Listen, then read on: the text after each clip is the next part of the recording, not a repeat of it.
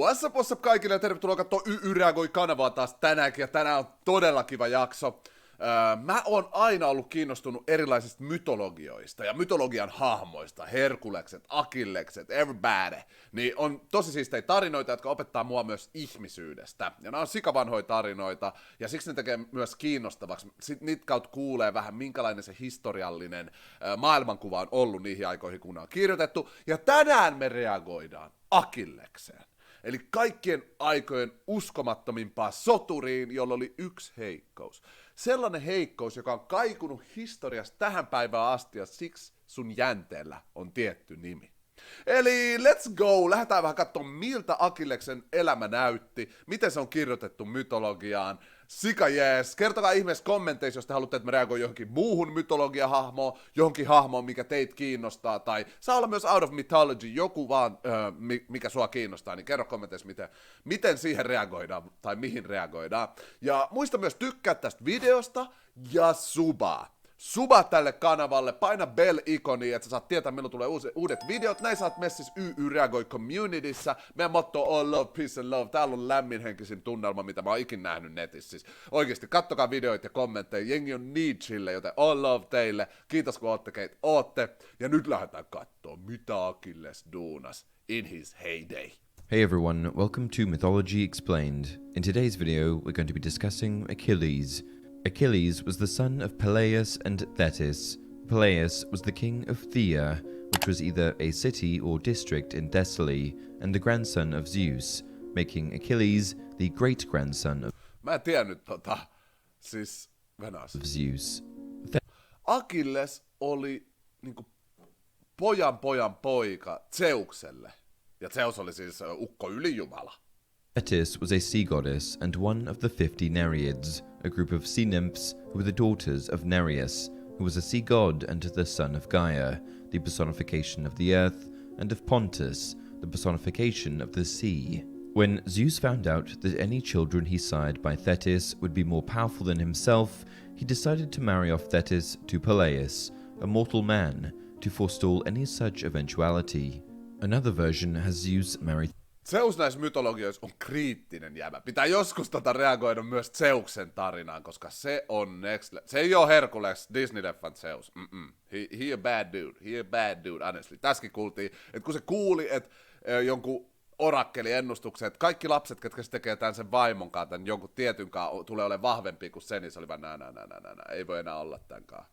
Come on Zeus, don't be petty. Thetis to a mortal after she rejects his advance. Thetis and Peleus' marriage is a very important piece of this story, for it was the impetus that catalyzed the Trojan War, the conflict that would claim Achilles' life. You could say that it was the marriage of Achilles' own parents that was the architect of the hero's own doom. The wedding was a grand affair. All of the gods were in it. Eli nyt tässä puhutaan Achilleksen vanhemmista, miten ne päätyi menee naimisiin. Zeus teki kuolevaisen jostain jumalattaresta, joka bla. Eli kerrotaan, miten Achilleksen vanhemmat tapas, että se voi syntyä. Attendance, that is, all of the gods except for Eris, the goddess of strife, who was intentionally snubbed by not being extended an invitation. Being deliberately excluded didn't sit well with Eris, and so she devised a subtle and insidious plan. Her invitation be damned, she showed up at the wedding. She brought with her a golden apple inscribed with the words, "For the fairest." 3 goddesses, Hera, Athena, and Aphrodite, strode forward to claim the gift for their own, each goddess asserting that it was she who was the most beautiful, and thus Tää on läppä, kun nää on tarinoita jumalisti tälleen, mutta nää on kaikki kunnon pedi. Hemopedi, se siis joku jäbä, jota ei ollut kutsuttu, suuttu siitä niin paljon, että se tuli silti paikalle, oli joku omena, jos luki kauneimmalle. Sitten 3 jumalatarta alkoi biiffaa, Hera, joku ja Afrodite. Alkoi biiffaa siitä, että kuka on kaunein, kuka saa se omenan. The rightful recipient of the apple. This dispute was a matter of deep contention between the 3, so it was decided that Paris, a prince of Troy, was to be the arbiter who would adjudicate. Each goddess attempted to bribe him. Hera offered an expansive Sitten tuli tuomariksi joku dude, joka piti päättää, kuka niistä on the most fan, ja sitten ne alkoi bribaa sitä. kingdom, Athena, victory in war, and Aphrodite, the most beautiful woman in all the world. Paris was most seduced by Aphrodite's offer, and so it was she who was declared most beautiful. Okei, Afrodite lupasi sille maailman kauneimman naisen, joten se antoi Afroditelle sen omenan, eli tää on rigged, scripted tää näiden kilpailu, ja sitten luultavasti se päätyy sen katsotaan. The prince promptly set sail for Sparta, where he took Helen back to Troy with him, either willingly or unwillingly, depending Okei, sen mielestä Spartas oli joku kaunein, niin se vei Helenin, musta se oli kuningatar tai prinsessa. on the version. This theft precipitated the Trojan War. Menelaus, Ja koska se teki sen, niin syntyi Troijan sota. Helen's husband, and Agamemnon rallied all of Greece's armies, setting sail with 1,000 ships to assail the walls of Troy. And it would be this war that would prove the defining chapter of Achilles' life. When Achilles was but an infant, his mother contrived to make him immortal. There are two versions of this. The first is that she placed him atop fiery embers at night and then anointed him with ambrosia during the day. Peleus, Tässä Achilleksen äiti koittaa tehdä siitä kuolemattoman. fearing that his son would be burned to death, put an end to this process before the transformation was complete, leaving Achilles mortal.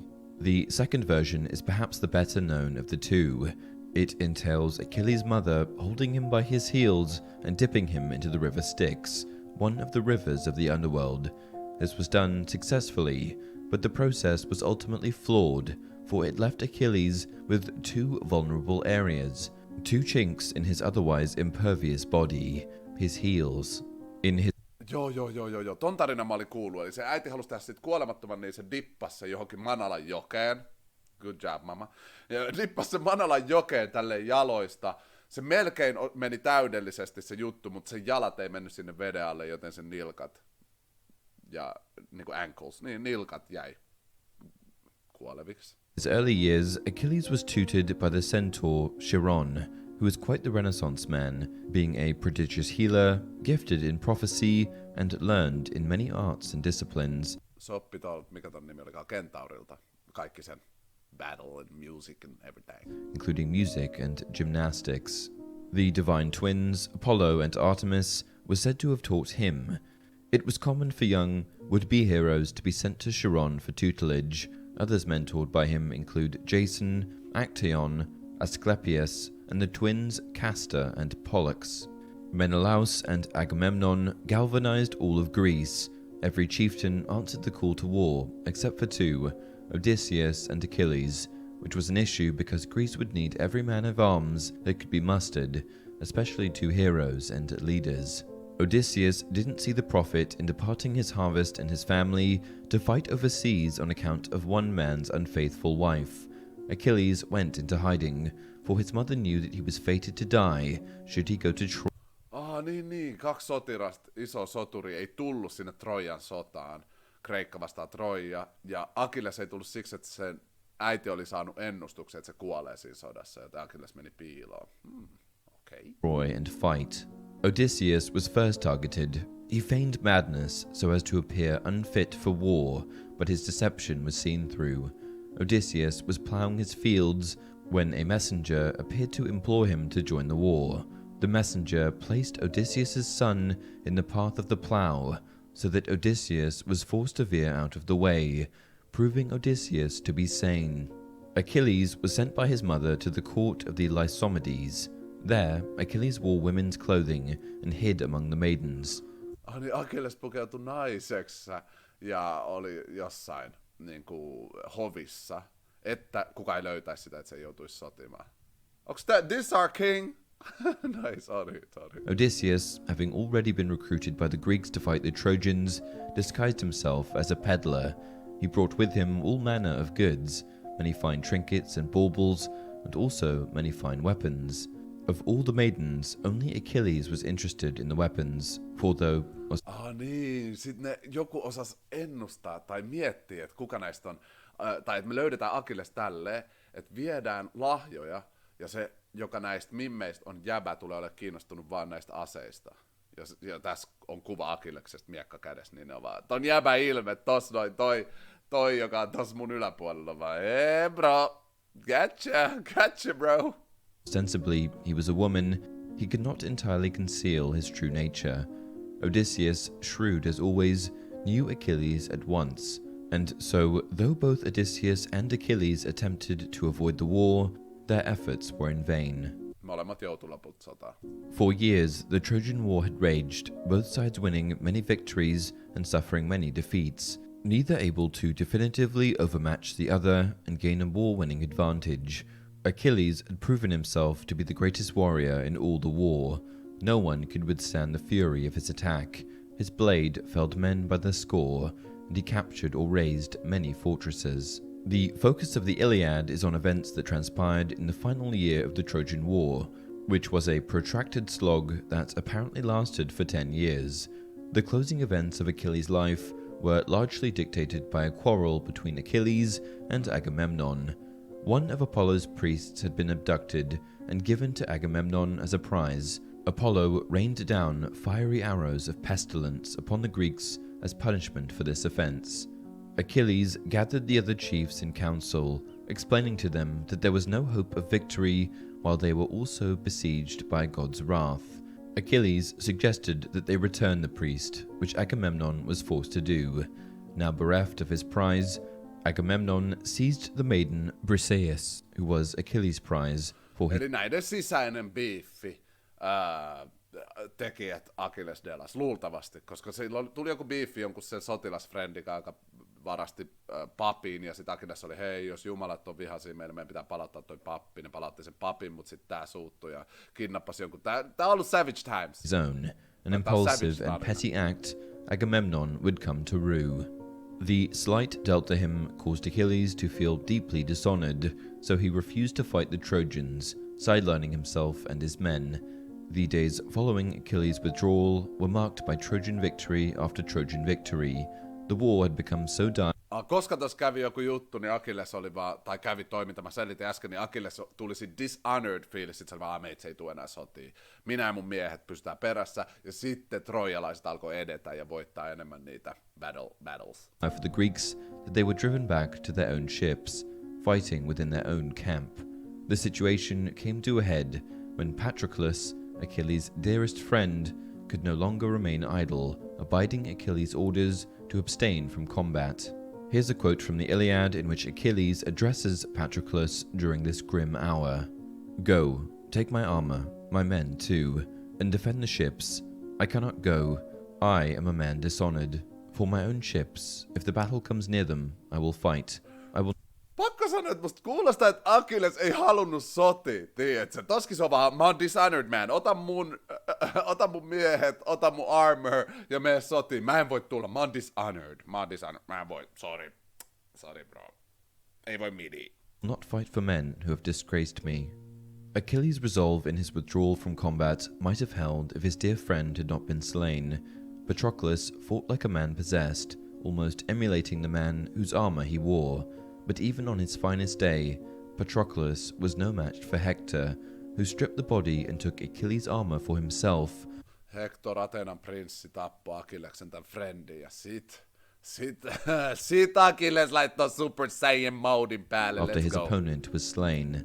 Tethys had Hephaestus fashion new, divine armor for Achilles, who was nigh unkillable, while his body was protected by what the smith god had wrought. A fire burned within Achilles, who had become onslaught incarnate. Slaughtering the men the whole way, he drove the Trojans back to their walls, Nyt se on matkalla. until he and Hector were face to face. Hector fought valiantly, pushing Achilles harder than any man had before, but in the end, Achilles' fury was too much for the Prince of Troy. Consumed by... Lopulta Achilles vihan voimalla tappoi Hectorin, joka oli siis tappanut sen friendin, joka oli Kreikan prinssi ilmeisesti. Tämä tiedän sit leffasta, that's not a fact. rage, Achilles stripped Hector's corpse, pierced his feet so that they could be lashed to the back of his chariot, and then dragged the mangled corpse around the walls of Troy. Kuulitteko te se, kun se voitti, se oli niin kileis, että se teki reijät Hectorin jalkaan, sitoi sen tuohon se kärry kiinni ja alkoi pyöriä sitä niiden linnaa. Achilles, bro. Parading this morbid display, the husk of his fallen enemy, for all to see. Such abject defilement of a corpse, especially the corpse of one such as Hector, did not sit well with the gods. Guided by Hermes, King Priam was able to walk through the Greek camp unnoticed and enter Achilles' tent. Priam went down on his knees and kissed Achilles' hands, the hands that had just killed and mutilated his eldest son.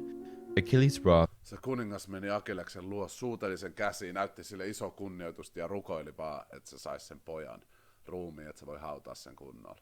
Turned to sorrow for his friend, for what he had done, and he and the old king shared a moment of mourning. With Hector dead, Achilles knew that his own death loomed near. Prince Memnon of Ethiopia arrived with a large army to fight alongside Troy, Sitten Ethiopians tuli messiin taistelemaan greatly troijalaisten. reinforcing its ally. Though Hector was gone, the Greeks were still pitted against a powerful enemy, one recently replenished with fresh swords and fresh spears. Losses continued to mount on both sides, but with Achilles on their side, the Greeks could not be defeated. The Trojans were once again driven back to their walls. Achilles and Memnon locked in an epic melee, both displaying incredible prowess, blades clashing. But Memnon, like countless others, eventually fell, almost as if it was an inevitability. Achilles joined him not long after. Paris. Achilles hoiti sen niiden Memnonin se hemosoturin, niillä oli joku hemopäädellä, mutta sitten tästä kuvasta nähdään mitä kävi seuraavaksi. Fired an arrow, and guided by Apollo, it pierced Achilles. It was said that after being burned, Achilles' blackened bones were placed in the same urn as those of his beloved friend, Patroclus. And that's it for this video. If you enjoy the content, please. Tää oli hyvä tarina. Achilleksen tarina, aika brutaali. Nämä mytologiset tarinat on, mutta joo, nyt opittiin vähän Achilleksesta ja siitä mun mielestä mitä viha ehkä tuottaa tyypille, että se lopulta se kuolikin siinä sodassa ja aika paljon liittyy siihen, mitä se riehuu. Joo, tää oli hyvä video, kiitos ihan sikana, että katsoitte, muistakaa tilaa, tykkää, laita bell iconi, kerro kommenteissa mihin reagoidaan seuraavaksi. Mä oon Jani, tää on reagoi, nähdään seuraavassa videossa, all love, peace and love, moro!